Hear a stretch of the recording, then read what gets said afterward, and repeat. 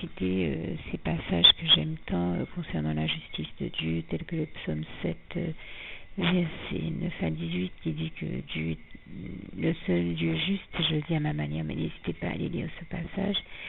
J'aime à vous citer aussi Ésaïe 30, versets 15 et 18, notamment dans le 18, nous dit cependant l'Éternel désire vous faire grâce et il se lèvera pour vous faire miséricorde, car l'Éternel est un Dieu juste, heureux tous ceux qui espèrent en lui. Vous avez aussi Luc 18, versets 7 à 8, 2 Corinthiens 9, verset 9, et c'est un passage tellement beau que je pense qu'on peut le lire même un petit peu plus loin, notamment 2 Corinthiens 10, versets 3 à 5.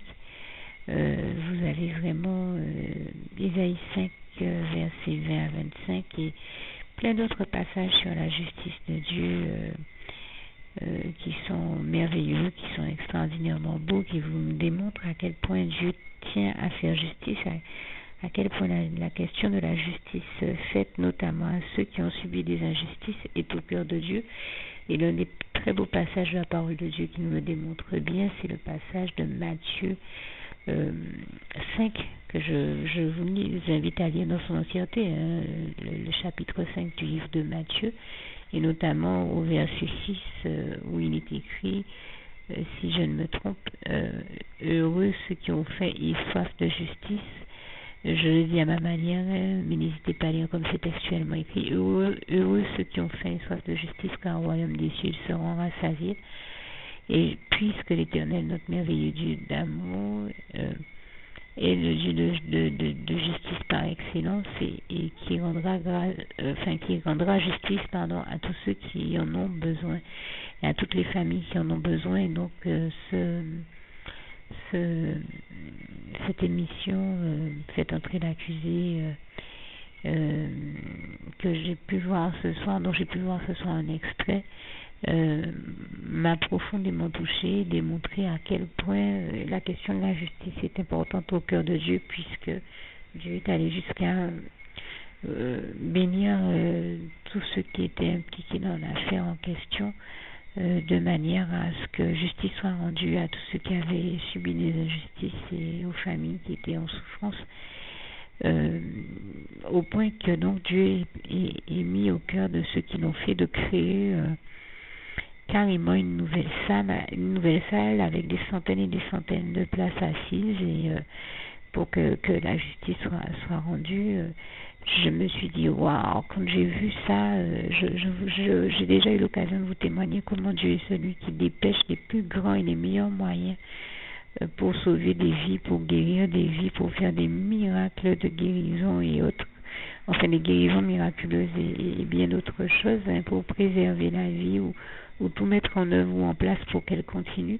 Eh bien, toujours dans cette même dynamique de tout mettre en place pour que la vie se déroule au mieux et pour qu'elle continue au mieux, je rends grâce et gloire à Dieu que j'ai vu, que j'ai compris à travers cette émission être celui qui est le réel auteur de ce projet, qui a été de construire une nouvelle salle gigantesque. Moi je dis salle, mais je ne sais même pas si c'est pas une partie du tribunal, si ce n'est un nouveau tribunal, pour recevoir toutes les personnes qui étaient concernées par l'affaire qui était traitée à ce moment-là.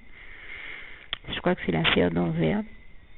Et j'ai trouvé ça grandiose qu'une salle soit construite avec des centaines et des centaines de places assises, juste pour que la justice soit rendue. C'est vous dire comment Dieu ne recule devant rien pour rendre justice, et en l'occurrence ce que j'ai voulu dire, c'est qu'il est celui qui fait toujours les choses au mieux et magnifiquement bien. Je lui rends vraiment grâce et gloire, parce que j'ai trouvé ça extraordinaire que Dieu ait dépêché de tels moyens juste pour que la justice soit rendue. Je dis juste pour que la justice soit rendue, mais ça vous démontre à quel point Dieu a à cœur de faire justice, au point de faire construire et d'agrandir une salle juste pour que la justice soit rendue. Je dis vraiment toute la gloire revient à Dieu, à Jésus-Christ, à son Saint-Esprit, Dieu que nous voyons être vraiment extraordinaire avec nous.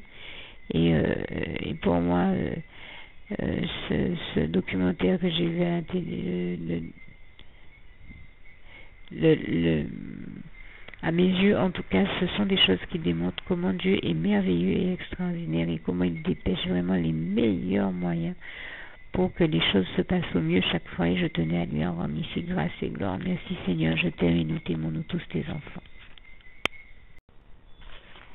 Juste une petite précision pour tous ceux qui ne sont pas encore, qui n'ont pas encore choisi la meilleure des options qui soit, qui est celle d'aller se placer, de faire le choix à soi-même, d'aller se placer dans les bras d'amour de Jésus-Christ, pour se mettre à l'abri de ce monde cruel. Eh bien, je partage avec vous la prière par le biais de laquelle on y accède. Et commence par vous rappeler également ce passage de Jean 14, verset 6, où il est écrit que Jésus-Christ est le chemin, la vérité et la vie. Nul ne vient au Père, Dieu, sans passer par le Fils Jésus-Christ, bien sûr. Je le dis à ma manière, vous regarderez comme il est actuellement écrit dans vos Bibles, là encore. Et donc, n'hésitez pas à ouvrir vos cœurs à Dieu, à Jésus, à son Saint-Esprit, à être sincère avec lui et à lui adresser la prière qui suit, à lui dire tout simplement: Éternel mon Dieu, Seigneur Jésus-Christ, moi, un tel, vous dites votre nom et votre prénom, je t'accepte aujourd'hui comme mon sauveur personnel, le seul maître et roi de ma vie. Je remets toute ma vie entre tes mains puisqu'elle t'appartient, Éternel mon Dieu, puisque tu l'as créée, cette vie. Donc tu en es donc le seul maître et propriétaire comme de tout ce qui existe dans tout l'univers. Je remets donc toute ma vie entre tes mains, je te la donne. Merci, Éternel mon Dieu, aussi de permettre que cette vie que tu m'as donnée continue à être à ta gloire et que je continue à te servir, à t'appartenir pour l'éternité, d'éternité en éternité. Merci aussi, Seigneur, de faire que je continue donc à te servir et à t'appartenir pour l'éternité, d'éternité en éternité. Et aussi, Seigneur, de m'accorder la grâce de ton pardon et de ta miséricorde pour tous les péchés que j'ai commis tout au long de ma vie, jusqu'à la date d'aujourd'hui incluse. Et c'est au nom puissant du Seigneur Jésus-Christ que j'ai fait cette prière. Et à vous tous qui avez fait cette prière, je vous dis que Dieu vous bénisse abondamment, puissamment, richement. Et surtout, n'hésitez pas à la partager avec tous vos proches et contacts, amis, membres de vos familles, collègues, bien-aimés, tous ceux que vous aimez, et surtout tous ceux à qui Dieu vous mettra à cœur, avec qui Dieu vous mettra à cœur de la partager. Et comme j'aime à le dire, si vous n'avez pas encore pris le temps de faire cette prière, comprenez bien que voilà, ça ne vous coûte rien de la faire, c'est gratuit, c'est indolore, et que voilà, vous n'êtes pas obligé de me croire, mais moi il m'est arrivé tout comme vous de devoir faire cette prière un jour dans ma vie, et quand on m'a proposé de la faire, je me suis dit, et si c'était vrai, et si c'était vraiment Dieu qui, par ce biais-là, m'appelait à lui et me demandait de lui donner ma vie, de l'accepter, c'était Jésus qui était en train de vraiment me tendre la main et qui était en train de me demander de l'accepter comme mon sauveur personnel, je ne pourrais pas passer à côté de l'occasion de lui dire oui, parce qu'il faut aussi que je reste ouvert ou ouverte à ce que Dieu peut avoir à me dire. Il faut que je garde mon cœur et mon intellect ouvert à ce que Dieu peut avoir à me dire. Donc je me suis dit, je ne peux pas courir le risque de passer à côté de mon éternité, de passer à côté des meilleures choses de la vie, surtout si le maître et créateur de la vie m'appelle et cherche à me sauver. Pour être sauvé, il faut bien que je lui dise oui, que je souhaite qu'il me sauve. Oui, Seigneur Jésus-Christ, je t'accepte comme mon sauveur personnel. Et c'est le sens de cette prière. Et comme je dis, elle ne nous coûte rien à faire. Et puis surtout, moi je vous dis, du jour où je l'ai faite, j'ai vu Jésus changer ma vie en mieux sur tous les plans. Et donc je crois que ça ne vous coûte rien, ça ne vous coûte rien vous non plus de la faire et puis d'expérimenter, de regarder comment les choses vont se dérouler dans votre vie, de regarder Jésus changer votre vie en mieux, à vous aussi.